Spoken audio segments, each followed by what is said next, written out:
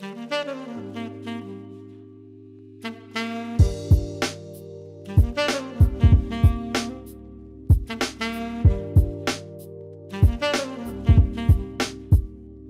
is up, everybody? It's your boy JV Kendrick on Power to the People podcast, where we give the power of the freedom of speech back to the people. And here today we have Anna, a good friend of mine. We went to high school together, Rancocas Valley. Way back. I think I met Anna sophomore year, freshman year. Freshman year, yeah. Oh So my God, I feel so old. almost 6 years ago. Anna, introduce yourself. I'm hurting. Okay. My name's Anna. I am actually a music student at Rutgers University. What else can I say?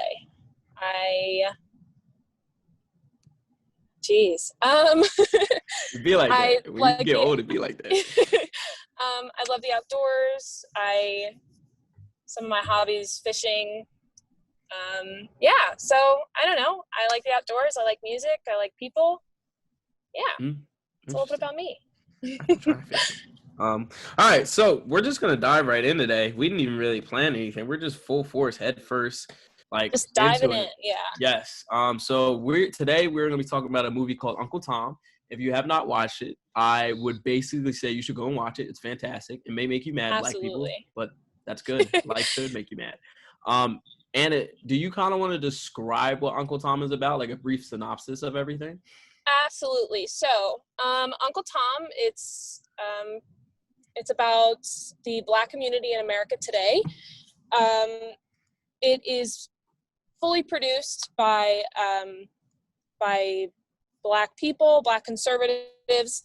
I kind of align myself within that view spectrum, and I don't really align myself with a party, but I would consider myself a conservative libertarian. So I am definitely open to hearing what other people say, but I came across this movie on my Instagram from people that I follow, and it sounded super interesting, being as it was from the perspective of Black conservatives, and there was really no white people involved, which is super interesting. And it's basically goes through things like the education system. It's a lot about how the Democrat Party is affecting the Black community and how it has historically and how it is today. So that's kind of a brief synopsis. It definitely covers a lot of different topics, as you probably know. If you watch it, it definitely packs in a lot of information, but yeah, I love it. It's beautifully done. So, yeah. I mean, there's so many points to touch on with this. I think one of the big things that caught my eye that people need to know is they were basically saying one of the points about the Democratic Party. First, for nobody who knows this, the Democratic Party did not vote for the 13th, 14th, or 15th Amendment. And if you do not know what the 13th, 14th, and 15th Amendment consist of, you should look it up, because I don't either. I forgot.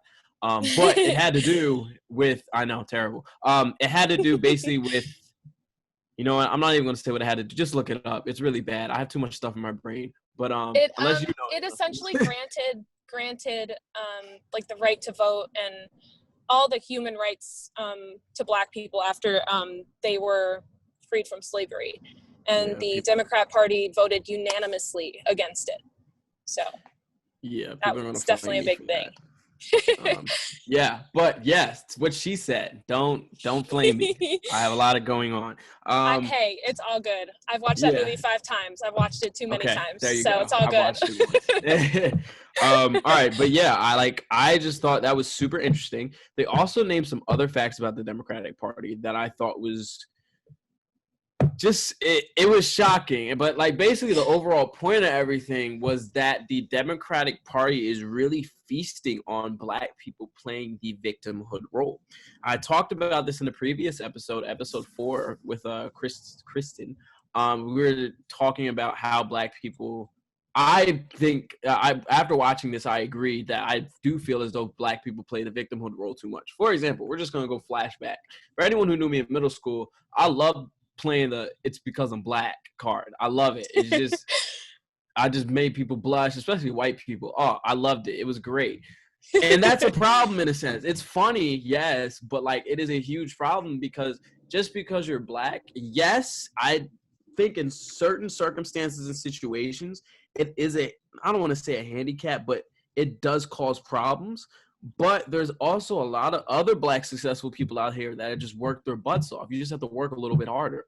And I think that's a good thing because I think people need to learn that stuff in life doesn't come easy. And I Yeah. mean, yes, for some white people it's easier. Okay, cool. But I mean, I think a lot of black people, they need to stop being lazy because that's what I see. I see a lot of people are lazy. A lot of people make excuses. A lot of people say I can't. I blah blah blah. All that bull crap. And well, you just need to get off your ass and just start grinding. I really think that's what the problem is. Yeah. But that's right wing. So I think one of the biggest things, sorry if I interrupted you. no, go ahead. Go ahead. I think one of the biggest things that movie highlighted was the birth of the welfare system, and how that really dramatically shifted the feelings in the black community from Republican to Democrat. The first black congressmen were all Republican, and there was this huge boom in black success after the Civil War, and you don't really hear about that. It's kind of just the slaves are freed, and then Jim Crow in the South. And there's this kind of gray area where there was a ton of success in the black community. Marriage was 70% of couples got married. I mean, it was a huge boom. And then the welfare system got put into place, and suddenly there was this huge decline in the black community. And I'm so down to get fact checked on this, but I mean, single motherhood skyrocketed and unemployment skyrocketed, and this was the turn from blacks voting Republican to Democrat, and that doesn't really seem like a coincidence to me. So it's just super interesting to see how all of this is kind of woven together throughout just history in general. That we can probably break off into 18 different arguments from just that. But I think it's just super interesting how just kind of going off of that, kind of getting more. I know that the only people, and this is just from personal experience, the only people who are going to say that black people are oppressed in America and black people are that they're discriminated against. So I know that me personally, I don't believe that. I think that anybody, regardless of their skin color, regardless of their sexuality, regardless of anything, can do anything that they put their mind to. And I know also personally, once you're told something enough, you start to believe it. So it's just super interesting how Democrats are the ones who think that blacks are incapable of really achieving in society when they're so capable. And there are plenty of people who have proved it time and time again. And it's just interesting that Democrats are trying to convince people that the black community is kind of helpless without them, if you know what I'm saying. Yeah, no, and now I'm gonna play the devil's advocate a little bit here. So you Absolutely, said go that for it. you feel like black people aren't oppressed. So let's bring up police brutality. What do Right. you think? How do you feel about that? And do you feel that that's just cops? They're killing people and end up just being black, or do you actually think they're targeting black people? So police brutality is definitely a tough subject, especially now. Of course.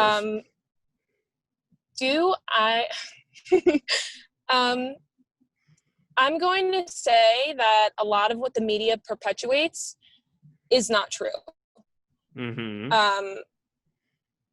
For example, the Breonna Taylor case, super crazy right now what's happening with that. Do I agree with the fact that she should have died? Absolutely not. It is such a terrible thing.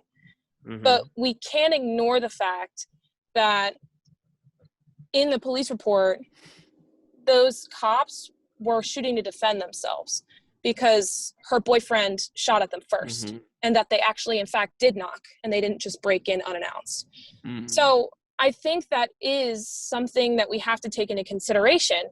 And we also do have to take into consideration that a lot of for example, a lot of these people aren't just walking their dog. For example, Jacob Blake pulled out a knife on police. Do I think he should have been shot 7 times? Absolutely not. But I also do know that in a life or death situation, your adrenaline's running extremely high. And you can't keep track of how many times you're shooting. It's just, I am personally very strongly, and I'm very passionate about gun rights. So I have kind of educated myself. I'm not super educated, but I do know that when adrenaline's running, you go until your gun's empty. So it might not have been so much I need to make sure that this person is dead. It's, I'm terrified for my life. Now, am I saying that all these cops are angels? Absolutely not. I think that in the George Floyd case, what that cop did was despicable. I don't agree at all. And I think that he should have been punished for it. But I do believe that a lot of the things in the media are perpetuating a story, a narrative that isn't true. I do think that, and I do look at facts. I do look at the fact that today in America, still black on black crime is the biggest killer of Black people in America today. I think that statistically speaking, you do have a higher chance of getting shot unarmed as a white person than you do if you're Black. And that's the statistics. Do I think that there are police that are racially biased? Absolutely. But do I think the majority of police are racially biased? Absolutely not. And do I think that there are people who have died because of that? Because of racially profiling people? Absolutely. I just think that a lot of what is happening right now is due to the media and is due to this over perpetuation of a narrative that all cops are evil and all cops are ravens. The person who was killed was immediately a saint. And I think that's not true. I think we need to start looking on a case-by-case basis. I think that's only fair. And just start judging people by the content of their character rather than just going black and white. Yeah. So super long tangent. I am so sorry. No, but please. Go ahead. Do what you got to do. I think this is a little bit sidetracked, and I'll hop back on, and I have some yeah, you're questions. fine. Go for it. But I think what's wrong, I mean, it's going to piss people off during this episode, and this is the problem, is that's what's wrong with people. Yeah, my facts. Yes. I think that is a huge problem because, I mean, I can hate Trump all I want, but again, if I did some research that Trump is doing some things that's benefiting America, and at the same time, he may be doing some things that's not. I don't know. I haven't done my research on it. But I think people are so quick to trust in the media and get mad and angry and, oh, fuck Trump, fuck all this, blah, blah, blah. And absolutely. when people need to stop reacting to things and start responding. I'm a big believer in that. I think there's a huge problem, not only what's wrong with society, but with our generation, most importantly. Again, there's probably people who have already left this episode already. That got to take a listen to it because they're reacting to it. Yeah, so, I mean, that's hilarious to me. I think that's cute. But some of the things, so I'm going to touch back to what you were saying about police. You said that on Breonna Taylor's case, yes. And I'm still playing devil's advocate. Absolutely. I'm super excited to hear your thoughts on this, because Okay. obviously my viewpoint's not going to be the same as yours. Okay. So Yeah. I'm super pumped. And again, like, I'm gonna put this as an overview. Like, I do not like politics at all. I do not invest in it because I feel like it's super all that bull crap. The media is super negative, so I try to stay away from as much as possible. It's bad because I should educate myself on certain things, but if I'm interested in educating myself on it, I do. I'm not too educated on the Breonna Taylor case. I've only heard about it. I talked about it a little bit in episode 4 with the guest on there, Kristen. And they were saying that you said on the police report that they said that they knocked instead of breaking it. So I am not super educated on this case, but I have done this a little bit, and okay. So I'm not like, don't like quote me. Okay, all right. I won't quote you. But again, like I am not convinced that a jury found 2 cops not guilty for like, and not being backed up for it. You know what I mean? Okay, all right. Because I was gonna ask you, like, I feel like there's been other cases. Mm-hmm. I think they dropped it on Netflix. I forget. It was about the 7 black boys in New York. They ended up going to jail for no reason, I'm pretty sure. But the police ended up lying on their police reports. So I was going to ask if you thought that those cops could have done the same thing. But you said that you weren't too sure about it, so I'm not going to pressure you. You don't have to answer that if you don't want to. I also know that cops nowadays are definitely pressed to wear body cam footage. So I would, again, like, if it comes out that those cops lied, I'd be pissed. Like, that's the biggest thing with me, right? Is if facts, like hard facts come out that show that the police are wrong, then the police were wrong. Yeah. You know what I mean? Yeah, but I feel you. I am not going to ignore other facts that, for example, like Jacob Blake pulled a knife. I'm not going to ignore that. I'm not going to ignore, this is going to piss people off. I can feel it. I'm not going to ignore that George Floyd didn't die of suffocation. He died of an overdose. And the body cam footage shows that the cops were doing everything that they needed to do to try and make him comfortable. There's actually a point where they're trying to get George Floyd to sit into the car, and he says, "I can't breathe." And they're like, "Okay, we'll open the windows for you." Again, do I think the cop should have been kneeling on his neck? No. But I have seen the footage of them trying to make accommodations and him still resisting arrest. So I look at that and I think maybe everything's not cut out to be, because I remember when that story first broke, I was sitting on my deck sobbing because I just watched a man die.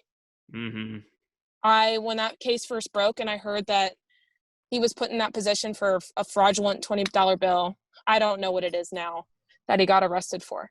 But when I heard that he died and I watched a full video, I remember sobbing on my deck thinking, what an evil man to do that to that man. Do you know what I mean? But the factors have come out that change that, you know? Yeah, so it's I feel you. I try and be as open-minded as possible. And I try and take facts as they come in, and that's why my perspectives change. So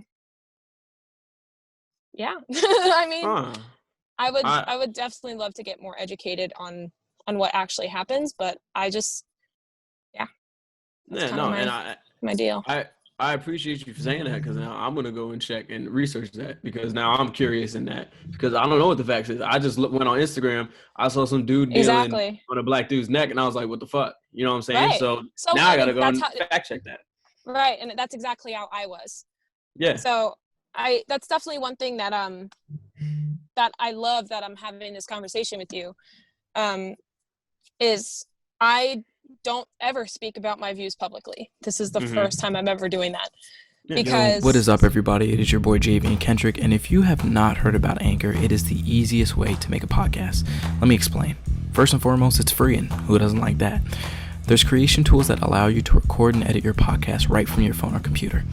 Anchor will also distribute your podcast for you so it can be heard on Spotify, Apple Podcasts, and many more platforms. It's everything you need to make a podcast in one place, so why don't you get started? Download the free Anchor app or go to anchor.fm to get started. I was just saying that I don't really talk about a lot of my views publicly, just because they are a little bit controversial, especially at the moment where tensions are so high. So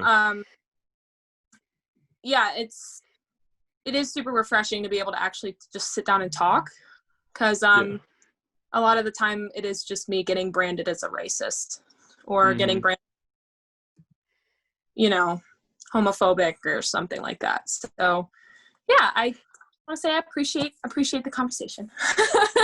Of course. I'm always down to conversate. You could be a right-wing white supremacist and I'm smiling. I love it because life is all about learning. And I think it's ridiculous that people are just acting crazy. You're entitled to your own opinion. There's how many 7 billion people on this planet, and everyone was born different with different opinions, different views. So learn it. You know what I'm saying? Why not? What's going to hurt you about it? So I remember them saying in the movie that they were saying that welfare, it's not black on black crimes, none of that stuff is the biggest killer of black people. They're saying welfare is. And then they went into the history of it. They were saying how in 1962 to 63, 83% of black households had a mother and father.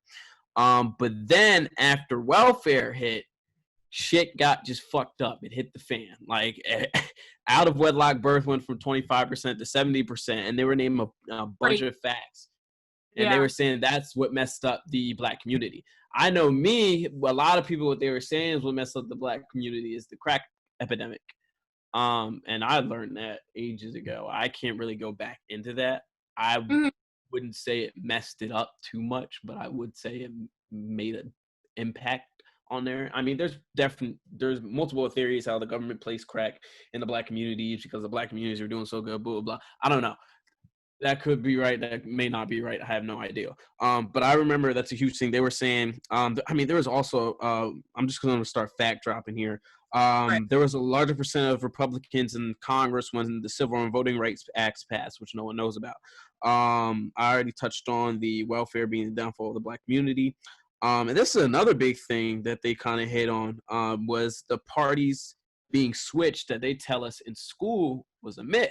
And I definitely agree with the viewpoint. They're saying that we trust a government school to teach us raw history when the schools are controlled by the government, which is, I always believe that school is BS because, of course, it's controlled by the government. So they're teaching us what they want us to know, which is like I said earlier, the first black congressmen were all Republican. Yeah. Why do we not? Yeah. Why are we not aware of those things? That's a huge achievement. That's great. That's amazing. Yeah. But we don't know that. And there was this great quote in that movie. It's the Democrats just learned how to play the game better. Yeah. They just learned how to manipulate better. It's not physical anymore. It's not Jim Crow anymore. It's not the physical segregation. It's all manipulative mental game now. And like I said earlier, they're the only people that tell the black community that they're oppressed. They're the only one. Everybody else is, you are more than capable of doing what you're capable to do. Yeah. And not education, because I think that the education system in inner cities is absolutely awful, and it's absolutely garbage. I would love to see, that is one of the biggest issues in my opinion, because those inner city schools are falling apart, literally falling apart. Yeah. So, but you notice that all those cities are Democrat run. Stole it from me, god damn it. I was gonna say the same exact thing, that a lot of the dangerous cities that African Americans live in have been run by liberal black Democrats. No one knows that. So why is that? That's not a question for you, unless you know the answer. Please go ahead. But I in my head it is, why is it now? Is it black people holding black people down, or what is it? I have a question for you. Would you say that your friends who are Black, would you say that they identify with Republicans or Democrats? It depends, because right now in my life I do not have a lot of friends, but I'll go off my friend group that everyone knows I hang with, and some people at Stockton. So my one friend at Stockton, he's like me. He has Republican views and he has also Democratic views. More Democratic views when it comes to social things, and more Republican views when it comes to economy and all that good stuff. My friends at home, they don't really dabble in politics. I mean, one of my friends, he's a Democrat. I know that his parents are Democrats. Right. And all my other Black friends, I mean, they're Democrat, but they don't really like care. You know what I'm saying? So Yeah. yeah, that's really about it. And say that probably, like, you could assume that their parents are probably Democrat as well. Yeah, definitely. So a lot of that, again, you, at least besides a very select handful, being Democrat, and so a lot of that comes from, like, when JFK was elected, a lot of Blacks had, like it said in the movie, a lot of Blacks had JFK hanging in their home. And a lot of what, like the Civil Rights Bill, it was signed by Nixon, I think. Don't quote me on that. I am not good with names. Sure, I think. Democrats took that, but the Republicans in the House and the Senate were the people who really pushed for it and helped it get off the ground. Yeah. Democrats within the Black community the Democratic Party within the Black community has been pivotal. I mean, you won't see I mean, I saw this point in the movie that was super interesting to me. Democrats need the Black vote. They need it. They need it to thrive. And that's why I think there's a lot of pandering to the Black community from the Democratic Party. Because generationally, Blacks have been known to be Democrat, just generationally. And I can say that from personal experience. I can say that from what I'm seeing on TV. I can see that from the media. It's just generationally there. And what is just confusing to me is those, like, inner cities, primarily Black communities, they're not doing well, and they're Democrat run. Why are we still voting in the same people who have the same values? Like, the inner city schools are crumbling, literally. Like, they're just, the infrastructure of the school is crumbling. Why are we voting in the same people that hasn't changed that? Why are we voting in people that are, this goes back to my thought of it, who are promoting more and more strict gun control laws, when instead of trying to arm innocent people so that gun crime goes down. It's proven that in places with stricter gun control laws, gun crime doesn't really get better. It gets probably worse. Why are we not voting in people different? Why are we keep voting in the people that are just making the problem worse? And that's just kind of the confusing thing to me, is the Democrat Party kind of claims to be the party for minorities, and yet they do nothing for them. Yeah. So it's just kind of interesting to me. So I mean, look at Obama. And I hate, like, Obama. I like Obama as a man. I really do. He's a great guy. But what did Obama do for the Black community? I'm convinced that when he got elected, he could have really ended division in this country. Yeah. He had the power to do great things. I remember as a kid, I never remember hearing about stuff like this as a kid. I mean, what, we were 7, 8 years old when he got elected? Did you? I mean, that's the age you kind of start, like, actually hearing and listening to the news when your parents have it on.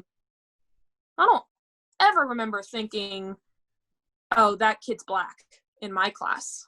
Yeah. Just a kid in my class. Yeah. And now it's different because race is such a prevalent thing now. Oh, yeah. And he had the ability to come into office and be completely wipe out division in this country. And he came in and said that the United States is racist, Mm-hmm. which was what I believe kind of got this whole mess of like ball of mess that we're in right now moving. Mm-hmm. And it's just sad. It just is upsetting to me because I think he could have done such an amazing job. Yeah. And it was a hopeful thing to see a black man in the Oval Office. You know what I mean? Yeah. Like, that was such an incredible moment. Oh, yeah. I remember that. And I remember complete side story, and it's actually really funny. You're good. You're good. So I went to a Catholic school, Uh-huh. and in that in that election, Oh my God. we were like little kids, so that they had like a program on the computer, and it was like cast vote. Remember, you know? Yeah. And I remember going to the computer and looking at like young Obama and old John McCain and being like, Obama's hotter, I'm gonna vote for him. Yeah, that's what it was like as kids. Yeah, Like, I do remember that. He has a nice smile. Yeah. There we go. Yeah, no, I completely understand. Fun little side story. I voted for Obama because he was hot. Yeah, well, At 7.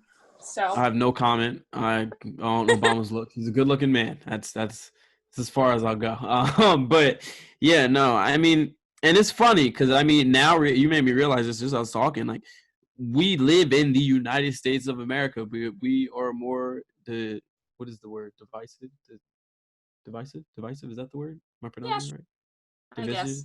Division, divided. I don't know. Divided. There we go. Divided. That's all I was looking for. We're more divided than ever. They're like, oh God, why are we listening to this dude? Yeah. So I think that's a huge problem. I mean, politics, race, family, all types of crap. We're divided as hell. It's crazy that, like, for example, one of my really like good friends from I met him when I was like 6 years old, first friend when I moved here, all that good stuff. We graduated high school, and he like, not to be weird like this, but I'm just this kind of person, like, he was going to be at my wedding. You know what I mean? Like, it was not even a question. He was going to be in my life. He posted on social media, if you support the president in the slightest, don't ever talk to me again. Yeah. And, okay. Mm-hmm. And then he outed my best friends without saying publicly, didn't say their name, but outed them and claimed that they made him say racist things in high school instead of taking ownership of what he said. Yeah. And it's so sad, but I'm like, I don't want to be around you anymore. Yeah. And it's sad that I don't care about anything that he believed or anything, but until it's like, oh, well, I don't want to talk to you if you believe this way. Yeah. I don't want to associate with you if you believe this. It's like, how are we supposed to grow? How are we supposed to learn, you know? I don't, and it's crazy because I mean, this kind of goes into what I'm kind of going into now. I don't think anyone cares about growing. Everyone is.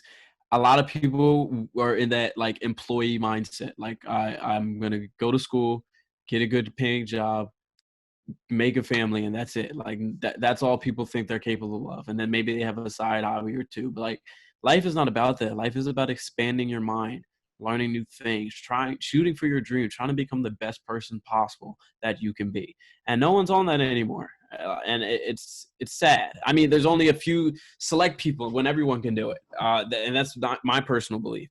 But I don't know. It's a crazy world we live in. It's an evil world we live in. Future says it best. But yeah, again, I'm just kind of gonna go through. We were talking about urban cities a little bit.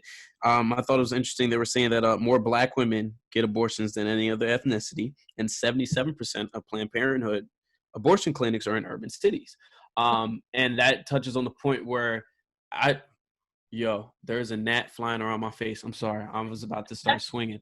I lied. I said that welfare is the biggest killer of Black people. I completely lied because that's not true. That's not what they said in the movie. That's one of the biggest factors that's contributing to Black people. And I don't want to say their downfall, but us being, I guess, I don't know, held back in a sense. But fatherlessness is the biggest killer of all Black people. Because if you look at it, a lot of these dudes don't have men or women, don't have fathers, so they go to gangs, they go to some other substitution to fill in this void of not having a father. And Black men need to step it the fuck up, because if you decide, I'm gonna get explicit here, if you decide to put your dick in a girl and not in her, then that you fucked up, okay? And then she wants to have the baby, you gotta live with it. It sucks, but that was your decision. Suck it the fuck up and move on. Sorry, bro. I mean, and I would say the same shit to myself if that happened. It is what it is. These dudes are just sitting here leaving their kids with these girls for them to take care of them, and it's ridiculous. I don't know. I guess people don't think it's as serious, but it is another human being. So obviously this, like, it's not going to be dumb its whole life. It's going to be intelligent, so it's going to need someone to follow. It's going to need a role model. One of the biggest things, so my family background, my father left when I was 2 years old. Mm-hmm. And I have a stepdad now, so I'm not like completely alone. But my dad, who was my stepdad, but my dad came into my life when I was 7 and didn't really start like being that father figure for me until I was probably about 10, 11, 12. Yeah. This past year, I've had a lot of mental and emotional problems concerning my father. Mm-hmm. So I don't want to say that I didn't grow up with a father in the home, because I definitely did. But I know, and same thing with my boyfriend. His dad left when he was 6 years old. Mm-hmm. I know firsthand what losing a father figure can do. Yeah. And I can't imagine the kind of issues I would have if I didn't have my dad, if I didn't have my stepdad in my life. So not having a father in the home who teaches you to, like, for example, who teaches you how to have a good relationship, like with a partner? Your parents. Yeah. Hopefully. Like, there are cases where that is not true. But ideally, who do you have to look up to as a role model for treating a man, or treating your man, or treating your woman properly? Your parents. Yeah. That when you have that, and when you're surrounded by violence, that's why domestic abuse is so high in those inner city areas, because they don't have to look up to be like, that's how you treat a woman, or that's how you treat a man. Mm-hmm. It's, a father is so important, and my mom did a fantastic job of being both in those years when I was young. But I would have a lot more problems if I didn't have that man in the household, because it's super important. Yeah. I mean, my boyfriend still doesn't have a father figure in his home. Yeah.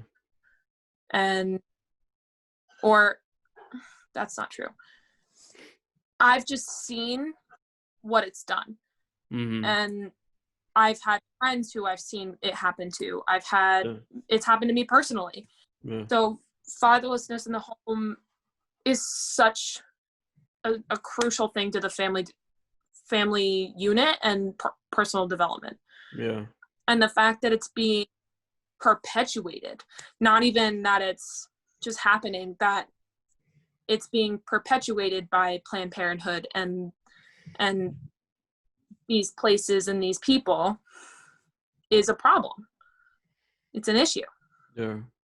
It's an issue that the single mother rate within the Black community is insanely high. That's not just a coincidence. That's a problem. Yeah. So it's No, being is that I've witnessed it firsthand, what the effects of having an unstable father figure or not having one at all. I can't even imagine what it's like when you're surrounded by poverty and you're surrounded by violence. Yeah. Like these kids are. Yeah. Like they're growing up in that. You Yeah. don't have to tell them like, what, get your shit together. You know what I mean? Yeah, no, I completely understand. I mean, that's one of my biggest goals. I feel like that definitely needs to be fixed. And I mean, it's a shame because I mean, I've seen situations like that. My mother grew up without a father. She eventually ended up getting a stepdad. It was my pop today, and I mean, I loved that man to death. But my dad, he had his father, but his father ended up going to jail. So for a time, he was growing up without his father. I mean, you see it all the time. And I feel like there's other people in their lives who have fathers, but their fathers aren't being a father because, I mean, of divorce or whatever you want to call it. And that's a huge thing also. Yeah. And I don't know what it is. I just feel like right now what's wrong with our society today is everyone is too busy getting mental fucked by everything else. Sorry, that's not a great term, but like that's the best way I can put it. I mean, today you see it. I can't even hang around people because all people like to do is gossip. Send stuff back and forth on Instagram, worry about what's going on in the media and the news, and not just focus on your shit. Like I don't give a fuck that Cardi B and Offset are divorcing. I don't fucking care. That's fantastic. You said say that again? How many problems? Well, you know how many problems would be solved if people just minded their own business. Exactly. And no one knows how to do that. No one. Everyone wants to be in everyone else's business. I really don't give a fuck. I mean, I have people now, like I go to school with, they're sending me a TikTok of some person on the team. And like, oh my God, I can't believe I don't give a fuck. If she wants to show her ass, let her show her ass. I really don't care. Yeah. That's great. And I think that's what's wrong with people. Mind your fucking business. Who gives a fuck? Really? And if we did that, we'd be in such a better place in society. And it's wild. And I know that doesn't have anything to do with the movie, but this isn't about the movie, people. It's about the movie, and it's also about getting this shit right up here. I'm a big advocate on that, getting your mind right and making it healthy. I'm gonna touch on this point, and then we can kind of start to close everything down. Another big thing, and this is gonna hit people, and you can fact check it if you want. But they were saying in Uncle Tom that the KKK, in the time that the Ku Klux Klan, the black people they killed, the span of black people that they have killed, comparing to today, more black people have killed each other than the Ku Klux Klan have killed black people in 1 year. And I thought that was crazy. And another thing that they also said about the KKK was that they were made to suppress African Americans. We all know that, but a little more to it. To also keep them from voting for Republicans. Because something that the KKK said was if you don't vote for the Democrats, the KKK will come and lynch your oldest son. So that kind of rose fear into the black community and made them vote for the Democrats. Now I wonder, who the hell would create the KKK in order to vote for Democrats? Maybe Democrats, but I don't know. I need to fact check that. But just something to think about. So I thought that was super, super interesting. And I'm not going to get too in on the KKK. You have any pointers or anything to say on that, Anna? This is why I feel like police brutality isn't it is a problem, but it's not the problem. And I'm gonna make some people mad right now. But this is why I do not support the BLM movement and the BLM organization. And here's why. Do I think that Black Lives Matter? Obviously, that is an obvious fact. It of course. Yeah. But the organization, right, has raised over millions of dollars, let's just say, because I don't know the exact dollar amount, but I want to say around $2-3 million in donations. Yeah. None of that money has been seen by inner city schools. None of that money has been seen by the Black people in inner cities. You know where that money's gone? To an organization to promote Democrats and the Clinton Foundation.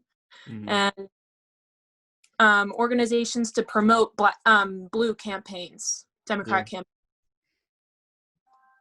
Why are we not putting that money towards the issues that are actually hurting the Black community?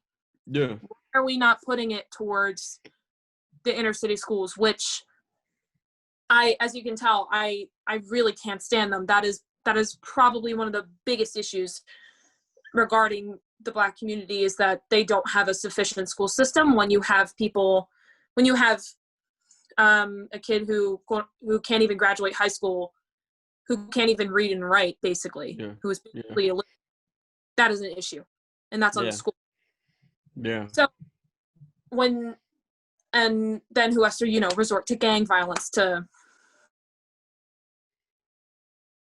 household. So why is none of that money going to what actually matters? Mm-hmm. Why is it all going to the Democrat Party, to the Clinton Foundation, to these super corrupt places? Why is that happening? Because honestly, I'm going to say a hot take, BLM doesn't care about Black people. It's a Democrat tool. Mm-hmm. Yeah. Do I think that the people who go protesting, peaceful protesting, I need to make that super clear, saying Black Lives Matter, do I think they're wrong? Hell no. Mm-hmm. What people don't understand is I don't care if you protest. It's your right to. You should be, whether I agree with what you're protesting or not, I could care less. Yeah. It is your right to be able to do that. But when you're, burning down infrastructure and throwing bricks at first responders and killing people, which, by the way, fun fact, more people have been killed in the riots than they have by police. Yeah, I wouldn't be surprised. More Black people have been killed in these riots than they have been killed by white cops this year. So just a fun little tidbit, but that's why I don't support BLM. I look at the organization and I don't trust where the money goes, because that's where their allegiance lies, is wherever the money goes. Yeah, the world is ran by money, of course. So I think that obviously Black lives do matter, but what the organization has turned into, I do not agree with whatsoever. Yeah. I don't agree with an organization condoning violence, because that's ridiculous. So I don't understand, again, like, why that money isn't going to actually what matters, which is Black on Black crime. Why are we not talking, Yeah, no. About the drugs in inner cities and all that fun stuff. That it's to me. It genuinely is, because I'll talk about this stuff with people and then I'm called, oh, well, you don't care about Black people, you're racist. And it's like, no, I do. I just don't think that this is what's actually hurting them, because there is a problem in the Black community, 100%. Yeah. I'm not saying that there aren't problems and that, you can do whatever you set your mind to, because they can't, because they don't even have the tools to be given that opportunity in inner cities. That's very true. Yeah, that's true. So, I mean, that's my take on it, but that's true. I definitely, I'll take that back, because I was kind of ignorant of me to say. That's definitely true. If you're not given the tools to feed your mind in order to get it to that point, how are you going to know what you can put your mind to? So I completely agree with that. So I'll take that back, because I was ignorant of me. And two other things. I'm going to put this in your head. I don't know if you knew this, but with the riots, one of the reasons the riots started, I did fact check this, and this is true, is that when the police were gassing or whatever, when they was wherever the first riot or the first protest was at, when they were gassing them, I think it wasn't Missouri. It started with an M. I can't remember, because this was months ago that I learned this. I think it was Milwaukee. Okay, yeah. some M city that we whatever. Something. So yeah, so they went to Target because that's where the first riot happened. They went to Target looking for supplies, milk, bandages, all that other stuff, and Target didn't let them in. So you have people that are injured, they're hurting. So the only thing they resulted to was rioting the Target. So that's how the riot started. And of course they were like, oh, we're rioting the Target. Okay, fuck it, we're gonna riot everywhere else. So that's what was one of the big things the riot started. I'm not gonna say that it wasn't, in a sense, it wasn't really the people's fault because that was kind of like a last resort type of thing. So I kind of understand that, but I just didn't know if you knew that. So just fact sharing that. That, yeah. No problem. And just number 3, I was gonna touch on it. I guess did I forget it? I didn't forget it. No, because I closed my book. I'm looking at my notes here. I have a bunch of notes, guys. I'm trying to look through and see if I forgot it. If I did forget it, then I may just close. Okay, you know what? Never mind. Basically, overview of this episode, people, if it made you mad, fantastic, because that means you need to stop reacting to things and start responding. And when I say that, I'm gonna give you a little insight here. Reaction includes emotion. Responding includes intellect. Human beings need to stop reacting to things and need to start responding. That's everything in life. Whether your girlfriend calls you or boyfriend calls you stupid, I don't know. I can't come up with a situation like, okay, let me sit here, let me think. Okay, I think, I process, let me respond. That's what people need to learn how to do more often. We let everything get to us and lead our emotions in this world. I mean, you want to talk about being, I'm not going to go into being a man or woman because then people are really going to get hurt about that. But you want to talk about being an actual, person, a human being, then stop letting stuff get to you so easy. I mean, I see stuff in the media every day, but like, I'm not going to let it get to me. Stay focused and do what you have to do. That's really the importance of this episode. Please feel free to fact check anything. And I mean, scream at me in my DMs. I know I'm already going to be getting it with some of the things. I'm excited. I really am. I love hate mail. So please send me everything that you want. But yeah, go ahead, Anna. Yeah. If you like want to do your own research, that's fantastic. I love when like you texted me and said, oh, I got to do some research. And I'm like, yes, please research. I love that. So yeah, feel free. Yeah, I mean, that's the point. That's really the main point of these podcasts and this episode. And what I want to do in people is just educate people more. Do research, really get mad. I love it. Perfect. Because then the mad is going to have you check if it's true, because then you can prove me wrong or maybe prove me right. And I love it. You're not hurting my feelings. Prove me wrong, please. That means I'm learning more things. So yeah, definitely. But yeah, that's really everything we touched on. I think we got a good amount of stuff out. You have anything else to say, Anna? Yeah, I guess just we're all on the same team. We're all trying to, I think that's probably the biggest thing is, yeah, like we're all viewing different people, but everybody just wants what's best for everybody. So, and the only way we can really do that is by talking about it. So, of course. I completely agree. That's so fun. I'm so glad that you guys had me on here. Thank you so much. Yeah, no problem. I'm glad you had fun. I can't wait. I'm going to have fun too with all the hate mail I'm going to get. Oh, yeah, you got to let me know. Wait. Yeah, I definitely will. I'm going to screenshot it and just send it to you. But thank you guys so much for tuning in on this episode. Please, the most important message is stop reacting and start responding, please. I mean, there's so much stuff I want to say. I want to save it for other episodes, but just please slow down. Start ignoring stuff from the world and just mind your business and learn how to respond to situations. So thank you so much for tuning in with me and Anna today. And take it easy on Power to the People podcast, where we give the power of the freedom of speech back to the people. See you soon.